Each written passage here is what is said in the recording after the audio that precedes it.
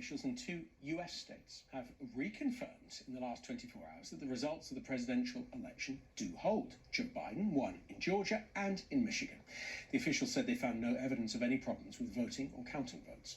President Trump on Friday asked a delegation of Republicans from the battleground state of Michigan to come to Washington to see if they could help him.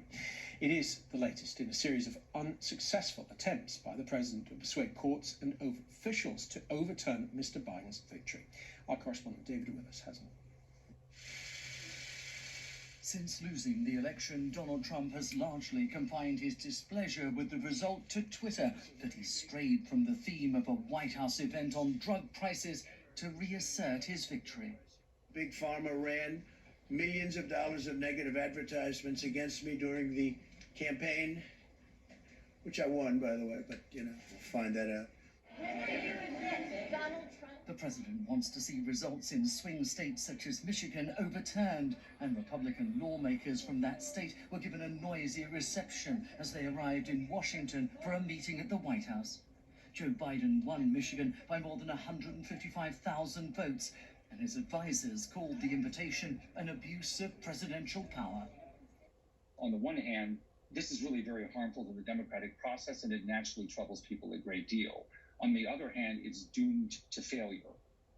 So it proved. After meeting with President Trump, the Michigan lawmakers released a statement saying they had not yet been made aware of any information that would change the outcome of the election, and vowed not to interfere with the process of certifying the vote.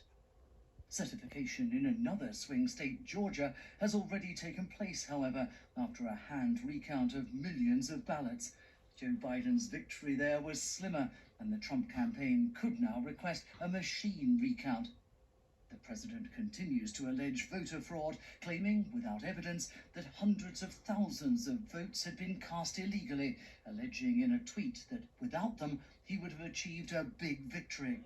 And Georgia's governor, also a Republican, seemed to suggest the process might not be over there. We demand complete explanations for all discrepancies identified so that our citizens will have complete confidence in our elections. After several states dismissed his lawsuits, Donald Trump's slim hope of remaining in the White House may now rest with Republican officials in battleground states setting aside the results and declaring him the winner instead, subverting the will of the voters in a move unprecedented in modern American history. The reason why he said modern American history is because of the Hayes-Tilden election of 1876, where people of color were sold down the river by having the federal troops leave the South, and thereby the Electoral College put President Hayes in, because Hayes made a promise that he would move the Southern troops from move the federal troops from the South, thereby letting the Southerners take over. And of course, what happened after that.